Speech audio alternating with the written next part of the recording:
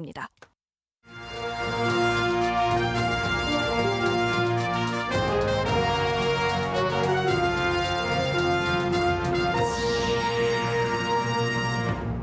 교권 회복을 위해 전국에서 모인 교장 4,500명이 교육부 장관을 향해 물러가라고 소리치는 집단 항의 사태가 벌어졌습니다. 장관의 발언이 기름을 부었습니다. 충청북도 교육청이 교권 보호 대책을 조례로 명문화합니다. 민원 응대의 최종 책임을 교장으로 일원화하는 방안 등이 담깁니다. 청주 지역 아파트 경매시장에서 시세에 준하는 낙찰가가 나오고 있습니다. 부동산 경기 회복의 신호탄이라는 조심스러운 전망도 나옵니다. 기반 조성도 마무리되지 않은 동충주 산업단지에 기업의 입주가 이어지며 지역의 새 성장 동력으로 자리 잡고 있습니다. 5천억 투자를 예고한 현대모비스도 착공했습니다. 시청자 여러분 안녕하십니까? 계속해서 충북 소식입니다. 교권 회복에 대한 논의가 활발한 가운데 일선 교사들에 이어 교권 출액에 화가 난 전국의 교장들도 뭉쳤습니다. 그런데 이 자리에서 마이크를 잡은 이주호 교육부 장관이 늘봄학교 확대, 다시 말해 학교가 아이의 보육을 더 책임지라는 이야기를 꺼냈다가 불난집에 부채질 만한 꼴이 됐습니다. 참다 못한 교장들이 장관 면전에 물러나라고 소리치며 집단 반발했습니다. 이지현 기자입니다. 전국 초등학교 교장 4,500여 명이 한데 모인 자리. 연단에선 이주호 교육부 장관을 향해 한 참석자가 물러가라고 소리칩니다.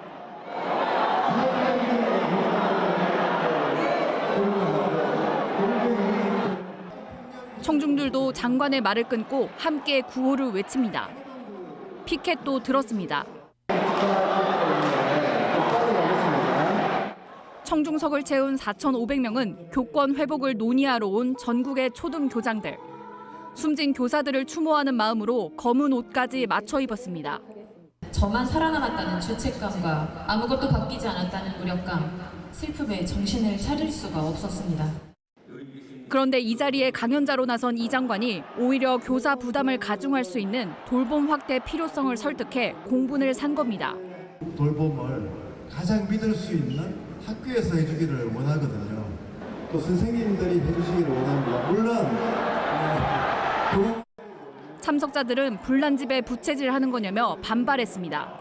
온중함을 느낀다면 그런 내용으로 우리를 지금 현혹시키고 그런 발언을 할 자리가 아니지 않습니까? 외침에 동참한 학교장들은 대안을 찾을 거라고 기대한 자리에서 너무 실망스러웠다며 허탈함을 감추지 못했습니다. 교권 확립, 생활지도법 보장, 이것을 기대를 하고 왔는데 우리의 목소리를 전달할 길이 없고. 이주호 교육부 장관은 청중들의 돌발 행동 이후에도 10분 정도 더 준비한 강연을 마친 뒤 연단에서 내려왔습니다. MBC 뉴스 이지연입니다. 최근 서희초 교사 사망 사건을 계기로 교권 보호 요구가 커지고 있는 가운데 충북교육청이 교권 보호 조례를 제정하기로 했습니다.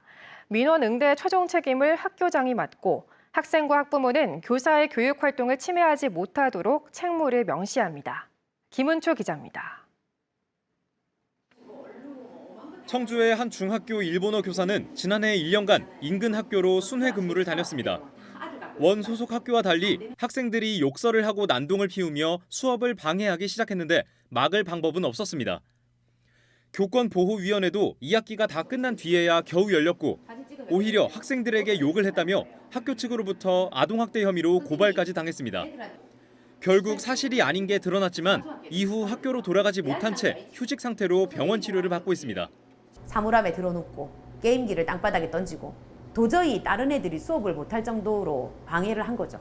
도저히 안 된다, 도와달라고 얘기를 했더니 왜 일본어 시간에만 그러느냐. 제 탓을 하는 거죠, 제 탓을.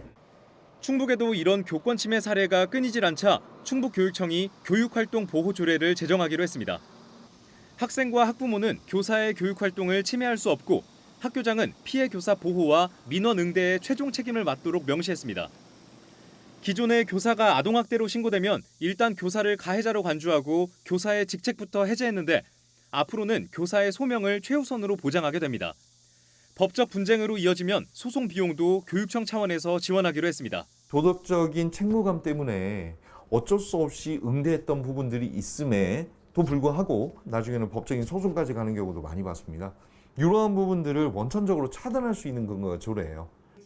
조례안은 세부 검토를 거쳐 다음 달 의원 발의 형식으로 도의회에 제출될 예정입니다. MBC 뉴스 김은초입니다. 충청북도 교육청의 교사 채용 축소 방침을 두고 교육단체 반발이 이어지고 있습니다. 충북교원단체 총연합회는 공식 입장문을 통해 교원 정원 감소는 국가 교육력 약화와 교육 현장 황폐화로 이어지는 중대한 문제라며 학습권과 교권 보호, 과밀학급 해소를 위해 교사 선발을 대폭 늘리라고 요구했습니다.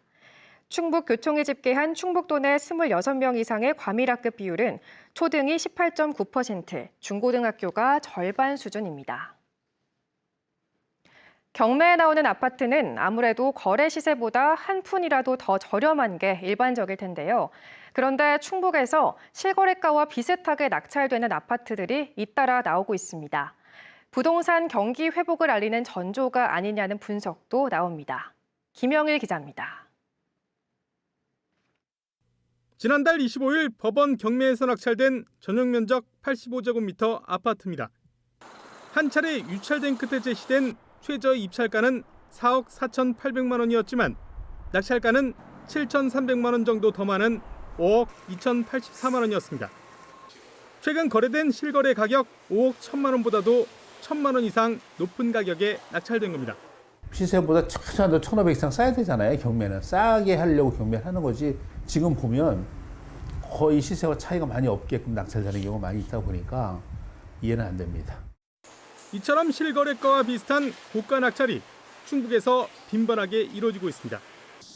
지난 9일 이례적으로 38명이나 응찰한 청주시 용암동의 한 아파트는 실거래 가격보다 10만 원 적은 1억 4,990만 원에 낙찰됐고 비슷한 시기 가경동과 분평동의 또 다른 아파트 역시 실거래 가격과 크게 차이나지 않는 가격에 새 주인을 찾았습니다. 낙찰가 금액은 현 시세 대비하면 큰 차이는 없다고 보고요.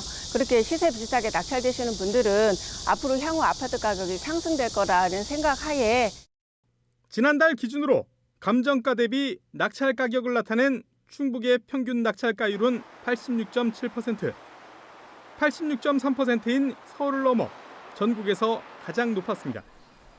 전문가들은 이러한 움직임을 근거로 부동산 시장 회복을 전망했습니다. 낙찰 가격이 이 매매 시세와 별반 차이가 없는 경우에는 통상적으로 매매 시장이 살아날 것이라는 기대감이 큰 경우인데요. 여기에는 실수요자뿐만 아니라 이 투자 수요도 가세를 하면서 응찰자 수와 낙찰가율이 상승한 것으로 보입니다. 하지만 시세보다 높은 감정가에 대한 충분한 검토 없이 경매에 참여하는 입찰자들도 여전히 적지 않은 것으로 드러나 낙찰가율 상승이 집값 회복을 알리는 신호탄이 될지는 좀 더 지켜봐야 할 것으로 보입니다. MBC 뉴스 김영일입니다. 청주시를 비롯한 충북 11개 시군의 택시요금 인상안이 다음 주부터 적용됩니다. 4년여 만에 인상이 결정된 택시 기본요금은 지금보다 700원, 21.2% 오른 4,000원이며 기본 거리는 10% 단축되고 거리 운임과 시간 운임도 지역별 요금 체계에 따라 조정됩니다. 인상된 택시요금 기준은 증평구는 24일부터, 청주시를 비롯한 나머지 시군에서는 21일부터 시행될 예정입니다. 난임 시술을 통한 출생아 수가 해마다 늘면서 충청북도가 관련 지원을 늘리기로 했습니다.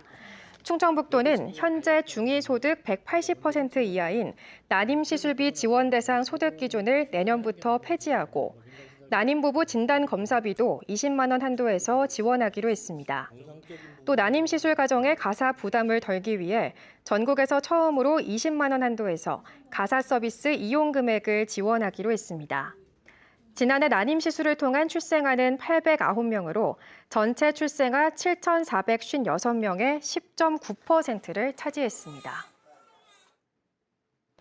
기업 유치에 뛰어난 성과를 보이면서 충주시의 산업단지도 속도를 내고 있습니다. 아직 부지 준공도 안 된 동충주 산업단지는 승인고시 5년 만에 우량기업을 잇따라 유치하며 올 연말 준공을 앞두고 있습니다. 이승준 기자가 보도합니다. 현대모비스가 동충주 산업단지에 공장을 짓습니다. 전기차 보급이 급격히 늘면서 배터리 시스템의 수요도 급증했기 때문입니다. 배터리 시스템은 배터리가 전기차에서 안전하고 효율적으로 작동할 수 있도록 배터리팩에 전기 장치와 관리 시스템 등을 합친 완제품입니다. 당장 내년 말부터 연간 7만여 대를 시작으로 오는 2031년에는 54만 대까지 늘리게 됩니다. 생산 규모를 지속 확대하여 현대기아차, 광명, 화성, 아산 공장 등 중부권의 전체의 전기차 배터리 시스템을 공급하는 국내 최대의 생산 기지가 될 것입니다. 현대모비스 신공장이 자리한 곳은 동충주 산업단지. 산업단지 개발을 통해 충주의 동북부권 발전을 꾀하기 위해 시작됐습니다. 현재 90%가 넘는 토목 공사를 마쳤고 올 연말 준공을 앞두고 있습니다. 충청북도가 산업단지로 승인 고시한 지 5년 만입니다. 분양도 순조로워 86만 제곱미터 가운데 절반 정도 계약을 마쳤습니다. 현재 논의 중인 업체까지 포함하면 80% 이상의 실적입니다. 일부 업체는 공장 가동을 앞두고 있습니다. 경남 창원에서 이륜차를 생산하던 DNA 모터스는 제품 생산을 위한 설비를 설치 중입니다. 생산 설비가 속속 들어오고 이미 완성된 제품도 동충주 산단으로 옮겨왔습니다. 창원 공장의 모든 기계 설비가 8월 30일까지 다 이사가 완료되고 9월 10일부터는 전기 이륜차 생산 라인을 정상적으로 가동할 예정이며 연간 3만 대 정도의 캐파를 보유하고 있습니다. 공영 개발을 통한 빠른 의사결정과 당장 착공이 가능한 기반 조성, 그리고 효율적인 기업 유치가 어우러지며 충주의 새로운 산업 동력으로 자리 잡고 있습니다. MBC 뉴스 이승준입니다. 최근 중국이 우리나라에 대한 자국민 단체 관광을 허용하면서 충청북도도 관광객 유치 전략을 내놨습니다. 충청북도는 한국관광공사와 중국 국적항공사 등과 함께 대책회의를 열고 청주공항 중국 노선 홍보와 확대, 관광객 전세기 유치 성과급 지원 등을 강화하기로 했습니다. 충북 지역 소식 마칩니다. 시청해주신 여러분 고맙습니다.